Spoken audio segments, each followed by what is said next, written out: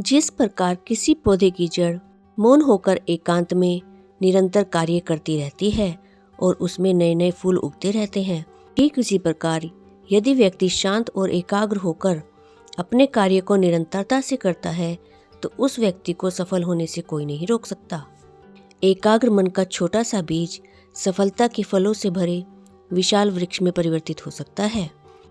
एकाग्रता का अर्थ है कि मन को इतना नुकीला बनाया जाए कि वह एक ही बिंदु पर केंद्रित हो, सुई की नोक की तरह। यदि आप किसी कार्य में सफल होना चाहते हैं तो मौन हो जाइए। अपने चित्त को शांत कर लेने से उस कार्य में सफलता पाने का सरल व सुगम मार्ग जो आपको अपनी अंदर की प्रेरणा से मिलेगा वह आपको कोई और नहीं बता सकता।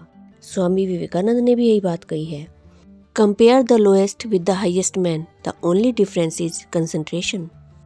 इसका अर्थ है कि सफल व असफल व्यक्ति में यदि तुलना की जाए तो उन दोनों के बीच केवल एक ही डिफरेंस होता है और वह डिफरेंस होता है एकाग्रता का। बिना एकाग्रता के कोई भी चीज़ सीखना असंभव है।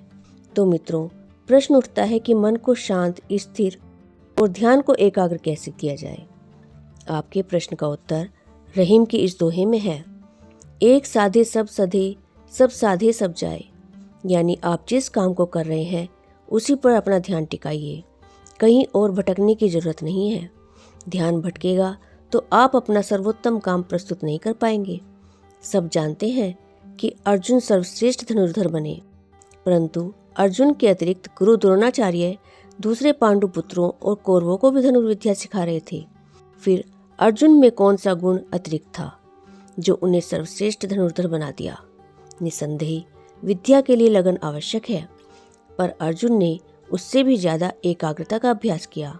तो मित्रों, शांत व एकाग्र मन से किए गए सभी छोटे बड़े कार्य किस तरह से हमें सफलता की ओर अग्रसर करते हैं, आइए जानते हैं इस कहानी के माध्यम से।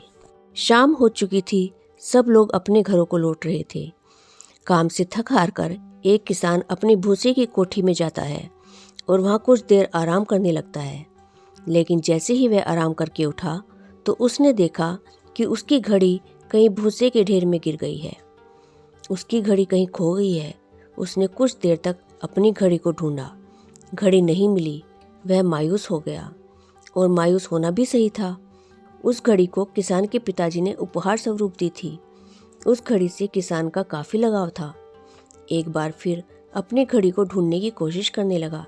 भूसे की कोठी में बहुत देर ढूंढने के बाद भी घड़ी नहीं मिली। हताश होकर कोठी के बाहर आया। उसने देखा कि कुछ बच्चे खेल रहे हैं। उसके दिमाग में एक आइडिया आया। किसान ने सोचा, मैं अकेला अब तक ढूंढ रहा था, क्यों न इन बच्चों को भी घड़ी ढूंढने में लगा लूं। उसने घड़ी ढूंढने के बदले बच्चों को इनाम देने के लिए कहा। बच्चे इनाम के लालच में तुरंत मान गए। अब सारे बच्चे कोठी के अंदर जाकर घड़ी ढूंढने लगे। बच्चे जितना ढूंढ सकते थे उन्होंने ढूंढा, पर घड़ी नहीं मिली। बच्चे थक चुके थे, उन्होंने हार मान ली। किसान भी अब थका और हारा महसूस कर रहा था। बच्चों के जाने के बाद वह हताश और परेशान बैठा था। कुछ देर बाद एक बच्चा वापस आया। आकर किसान से बोला, क्या मैं एक बार फिर से घड़ी ढूंढ सकता हूँ? किसान ने कहा, ठीक है। बच्चा फिर से कोठी के अंदर गया और थोड़ी देर में घड़ी के साथ वापस लौटा। किसान ने देखा कि बच्चा अपने हाथों में घड़ी लेकर वापस लौटा है। किसान की खुशी का ठिकाना ना रहा। किसान को कुछ समझ नहीं आया। जिस घड़ी को उसने इतनी देर ढूंढा और इतने सारे बच्चों ने ढूंढा, उस समय वह घड़ी नहीं मिली। अब कैसे मिल गई? उसने बच्चे से पूछा, तुम्हें घड़ी कैसे मिली?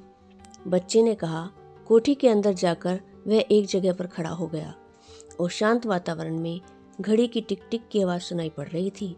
मैंने घड़ी की टिक टिक की आवाज़ की दिशा में ढूंढना शुरू किया और घड़ी मिल गई। किसान ने बच्चे को पुरस्कार दिया और हृदय से आभार व्यक्त किया। अब किसान खुश था, उसे उसकी घड़ी मिल गई थी। मित्रों, जरा सोचिए कि उस किसान को यह विचार क्यों नहीं आया, उसे उसकी घड़ी क्यों नहीं मिली? उस बच्चे में ऐसा कौन सा गुण था जिसकी वजह से उसे घड़ी ढूंढने में सफलता मिली? वह था एकाग्रता का गुण। मित्रों, हम सभी का मन बचपन में अधिकतर ज्यादा एकाग्र होता है, लेकिन जैसे जैसे हम बड़े होते हैं हमारा मन दसों दिशाओं में घूमने लगता है और हम किसी भी काम में एकाग्र होकर अपना ध्यान नहीं लगा पाते। उसका परिणाम यह होता है कि हम सफलता पाने के लिए लक्ष्य तो बना लेते हैं, लेकिन उसमें एकाग्र होकर पूरी तरह से प्रयास नहीं करते हैं। मित्रों, सफलता की अपनी भाषा होती है।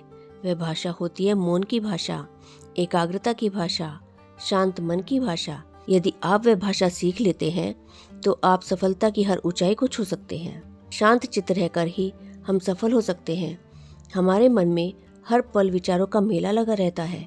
हर क्षण एक नए विचार का उदय होता है। ऐसी स्थिति में हमें अपनी ऊर्जा का पूरा लाभ नहीं मिलता।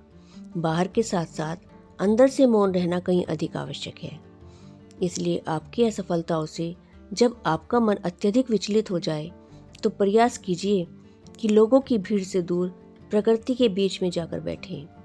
प्रकृति हमें हर पल एक नया संदेश देती है। उसके कण कण में एक दिव्य संगीत की धुन सुनाई देती है। जितना ही हम भीतर से शांत हो जाते हैं, उतनी ही हम प्रकृति के हर शब्द को अपने भीतर अनुभव करते हैं। शांत मन वास्तव में वह संजीवनी शक्ति है जिससे व्यक्ति के प्राणों की ऊर्जा का पुनः विकास एवं उत्थान होता है। सत्यता जागृत होती है और ऐसा व्यक्ति जो भी कार्य करता है उसमें सफलता हासिल करता है। उसके व्यक्तित्व में गंभीरता आने लगती है और मन एकाग्रता की ओर बढ़ने लगता है। तो मित्रों, आशा करती हूँ कि आज की स्टोरी से आपको बहुत कुछ सीखने को मिला होगा। यदि यह स्टोरी आपको पसंद आई है तो इसे लाइक शेयर जरूर कीजिएगा और आपके अपने चैनल वर्ड्स ट्रेजर को सब्सक्राइब कर लीजिएगा। Thank you.